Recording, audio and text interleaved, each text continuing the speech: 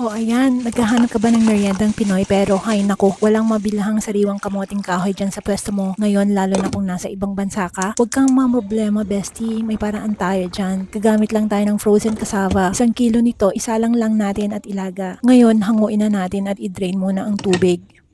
Ilipat sa malaking mangkok tapos simulan na nating durugin ng pino. Carry yan. Push natin. Gamit ka lang ng patatas masher o kahit tinidor. Pwede na. Durugin lang ng mabuti ha. Walang susuko. Ayan. Perfect.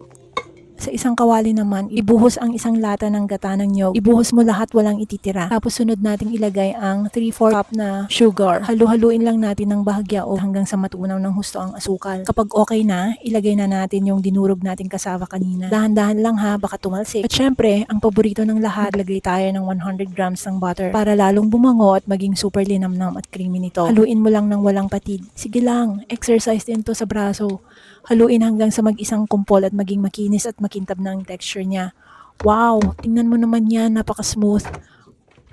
Oras na para ilatag sa tray. Ibuhos nating lahat, tapos gamit ang spatula, patagin at pantayin natin ang ibabaw para maging presentable. At ang pinaka-satisfying na part, ang klasikong pagguhit gamit ang tinidor. Dahan-dahan lang aesthetic dapat. Pagkatapos hiwain na natin ng pa-square para madaling kuhain mamaya.